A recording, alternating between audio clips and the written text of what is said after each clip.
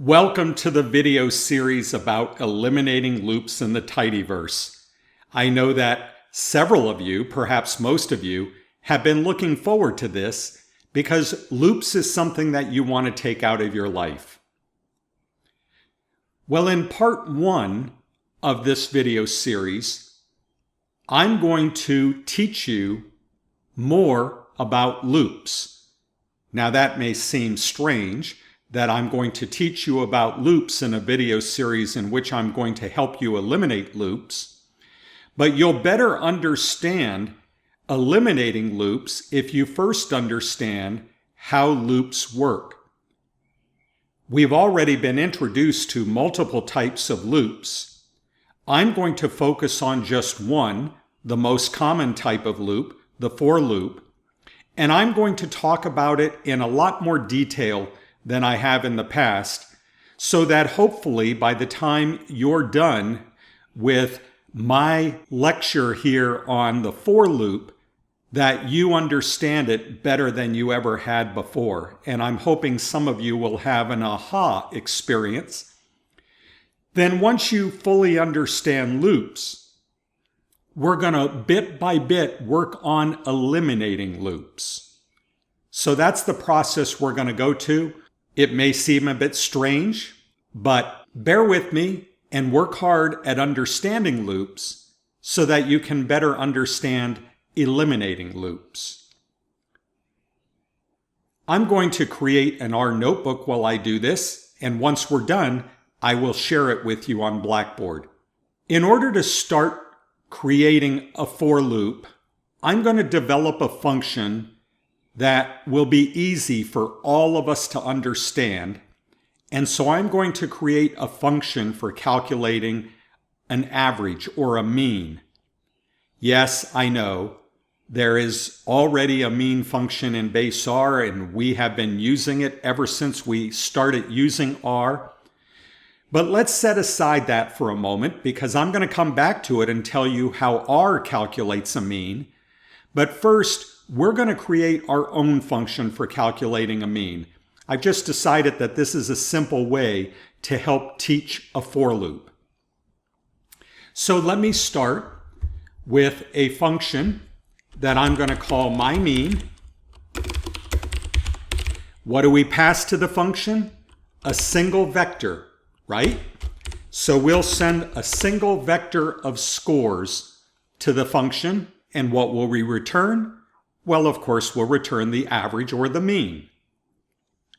Now let's stop a moment before we start building this function and think step by step by step as if we were describing it to our ducks. How it is that one goes about calculating the mean from a vector of numbers. So let's assume that the ducks already know what a vector is. And now we're going to calculate how we use that vector to calculate an average of the numbers in those vectors. Well, we take the first number and we add to that the second number. That will provide us a total so far. Now we're going to add to that total the third number. That will provide us a new total. And then we're going to add to that the fourth number, and that will provide us a new total.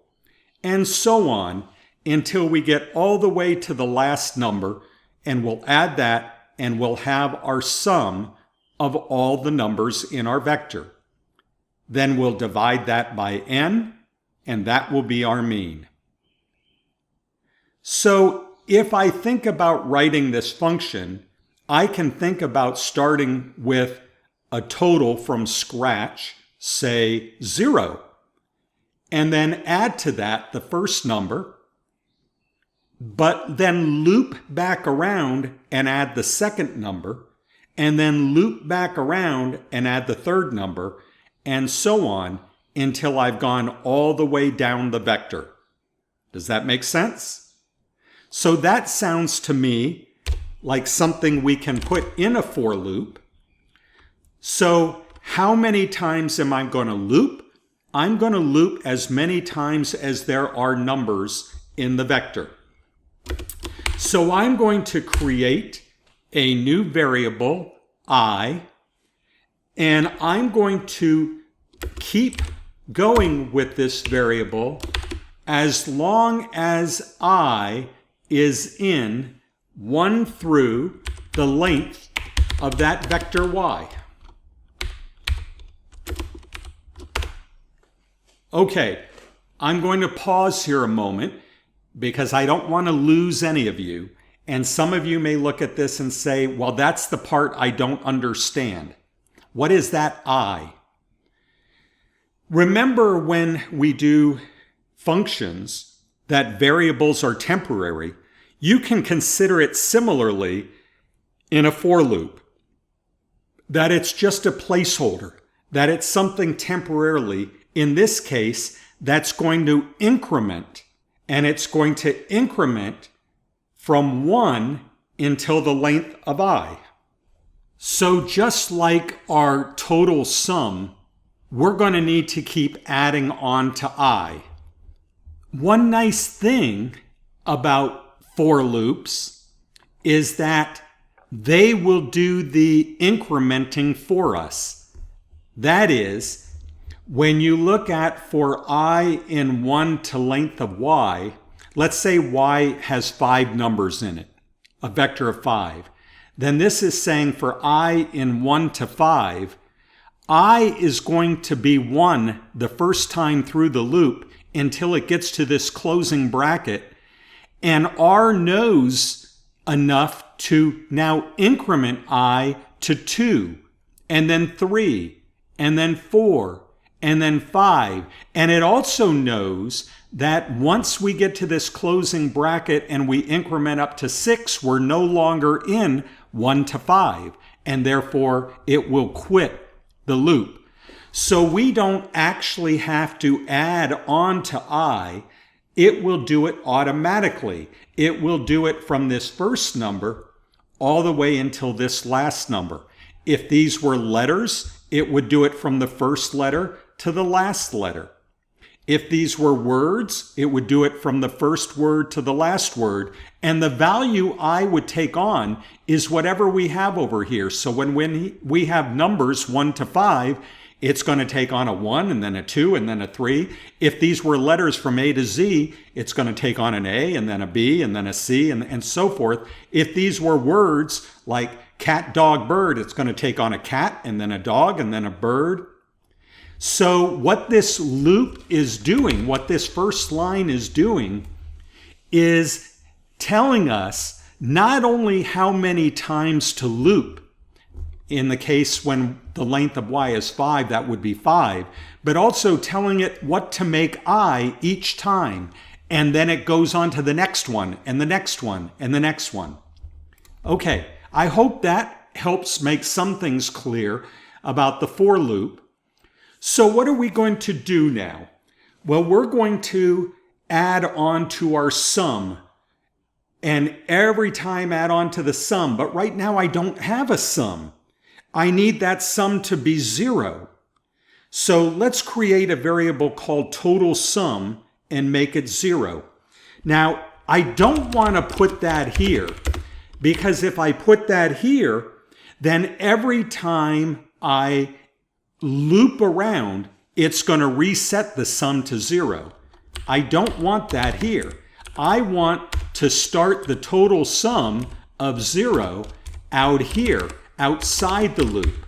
So when I first begin, I'm going to set my total sum to 0, and then inside the loop, I'm going to add on to that total sum. So now inside the loop, I'm going to make this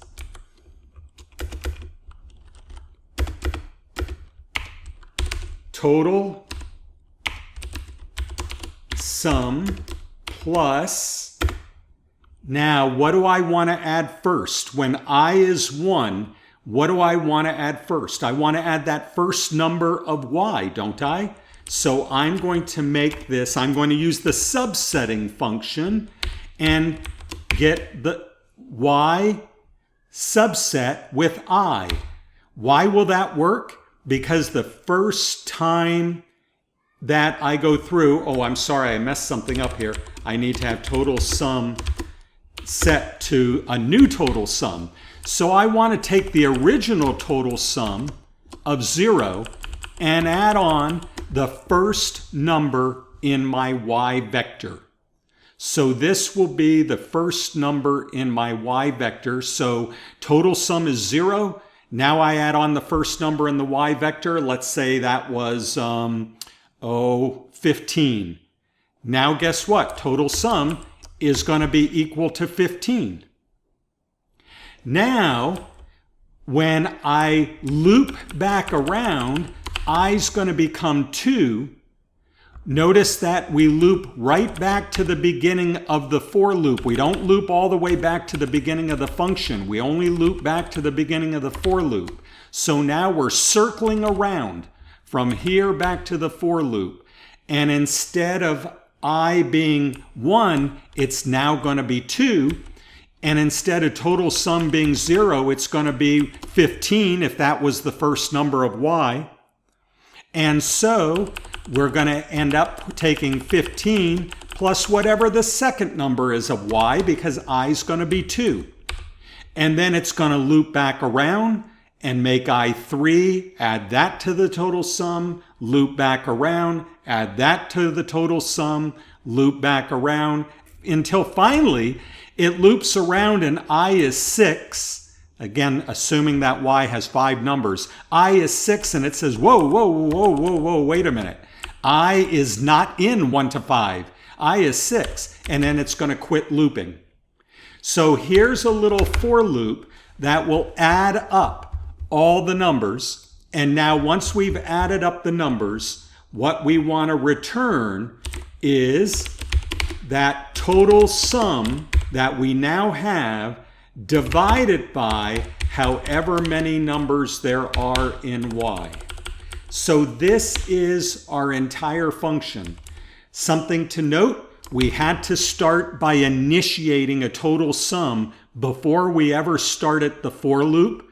That's pretty common when you have a for loop, because usually you're working on something within the loop, and so you have to initiate it ahead of time. And then it loops around, adds the first number, the second number, the third number, until it's reached the end.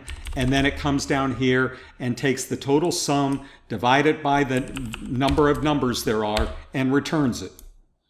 Okay, so let's see if I get no error messages when I do this.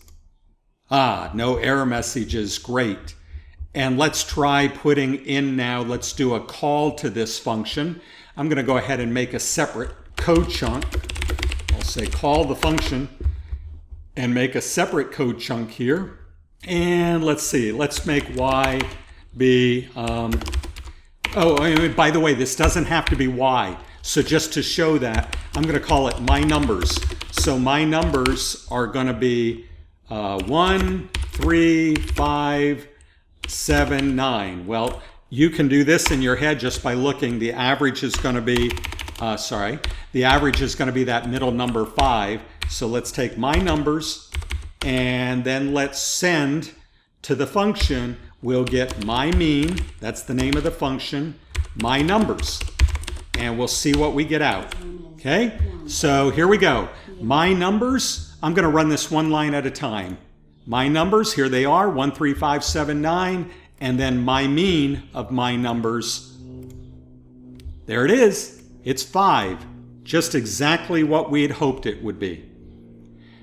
Okay, so that's an introduction to getting rid of for loops by showing you again how a for loop works. So now we'll start getting rid of it in the next part of this series, part 2.